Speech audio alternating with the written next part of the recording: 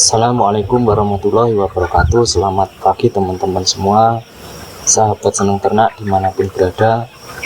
Semoga kalian semua dalam keadaan sehat dan tetap semangat. Ketemu lagi di channel kita ya, senang ternak, channel yang membahas seputar dunia peternakan dan perunggasan. Di kesempatan kali ini, di video kali ini saya akan sharing tentang bagaimana cara menangani nafsu makan ayam berkurang atau nafsu makan ayam turun. Tapi sebelum kita membahasnya, untuk teman-teman yang baru bergabung silahkan tekan tombol subscribe, like, dan share agar teman-teman yang lain juga tahu dan melihat video ini dan menerima manfaat dari apa yang saya sampaikan di video ini. Untuk yang sudah subscribe, saya ucapkan terima kasih banyak. Semoga channel Senang Ternak semakin berkembang sehingga bisa terus membagikan video-video yang bermanfaat untuk kita semua, khususnya untuk peternak ayam. Oke ya, lanjut ke pokok pembahasan. Peternak ayam itu ya teman-teman, mulai dari DOC hingga tahap pembesaran, pasti suatu saat atau suatu ketika mengalami masalah. Tidak mungkin akan lancar terus tanpa masalah. Nah, salah satu masalah yang sering terjadi adalah penurunan nafsu makan atau turunnya nafsu makan ayam. Ini bisa terjadi di segala usia teman-teman, dari tahap starter sampai finisher, dari DOC sampai ayam dewasa.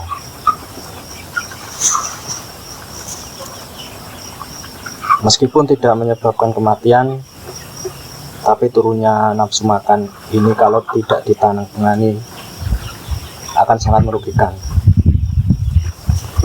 Tentunya target bobot ayam kita tidak akan maksimal. Terus kenapa bisa terjadi dan apa penyebabnya? Tentunya ini yang menjadi pertanyaan bagi para peternak. Apalagi kalau terjadi pada fase finisher, ini sangat berbahaya ya, karena bobot ayam pasti akan berkurang. Misalkan biasanya sehari semalam untuk 1000 ekor itu habis 1 sak, tapi suatu saat cuman habis 3/4 atau setengah sak. Nah, ini tanda-tanda ayam kita ada masalah atau ayam kita bermasalah. Kalau sampai terjadi, teman-teman jangan dibiarkan ya, jangan dianggap remeh, karena akan berakibat turunnya bobot ayam atau bobot ayam tidak akan maksimal. Untuk teman-teman pemula yang mengalami kejadian seperti ini, tetap tenang, jangan panik. Kalau panik, nanti penanganannya tidak akan tepat atau tidak akan efektif. Terus bagaimana cara menanganinya? Itu yang pertama ya, teman-teman amati ayam-ayamnya, aktivitasnya bagaimana, masih lincah atau sering tidur dan malas untuk bergerak. Ini yang pertama.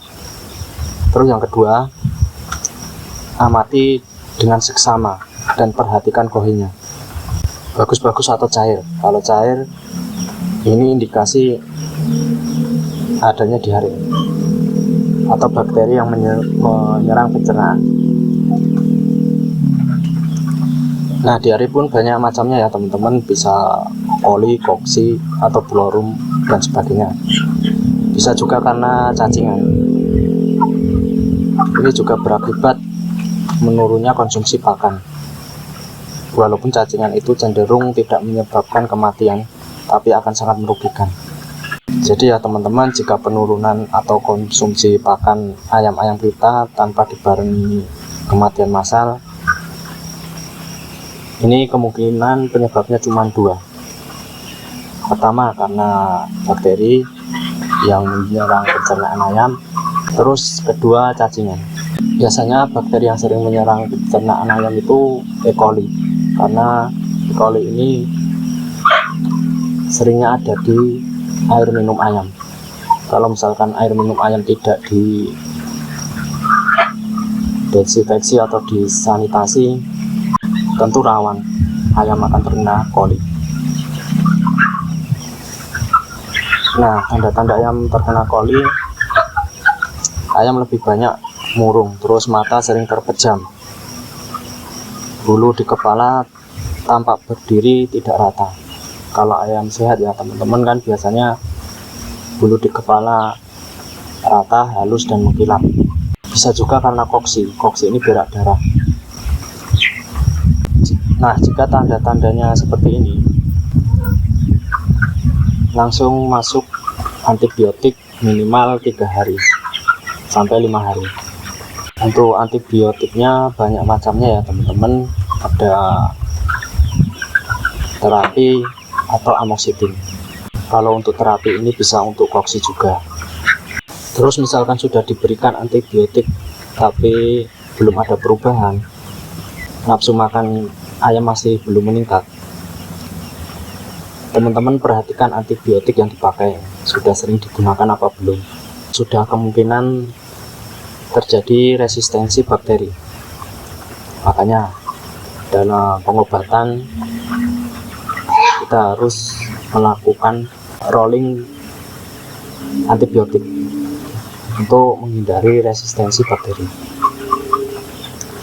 Terus kemungkinan yang kedua, ayam terkena cacingan.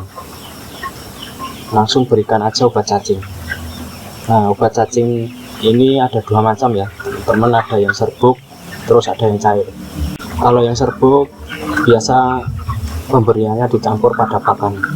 Saran saya, pilihlah obat cacing cair. Kenapa? Karena lebih efektif, terus lebih mudah dalam pemberiannya. Cuman dicampur dengan air minum ayam. Dan kelebihan daripada obat cacing cair ini, semua ayam pasti akan minum. Semua ayam akan kebagian dosis obatnya. Beda dengan obat cacing serbuk. Kalau pencampuran ke pakannya tidak merata, kemungkinan ayam tidak kebagian dosis obatnya. Atau bisa juga kalau misalkan ayamnya sudah parah, tidak mau makan, ini juga tidak efektif. Tapi ini juga kembali ke selera masing-masing. Serbuk bisa, asal pencampurannya bisa merata. Nah, biasanya kalau sudah diberikan antibiotik atau obat cacing, nafsu makan ayam akan langsung kembali normal. Tapi jangan lupa juga berikan vitamin dosis tinggi untuk mengatasi stres, terus meningkatkan imunitas ayam, dan mempercepat pemulihan setelah sakit. Oke ya teman-teman, sampai di sini dulu video kali ini, sharing-sharing tentang peternakan. Mudah-mudahan bermanfaat buat kita semua. Kalau ada salah-salah kata, mohon maaf yang sebesar-besar ya. Terima kasih, sampai bertemu di video berikutnya. Assalamualaikum warahmatullahi wabarakatuh.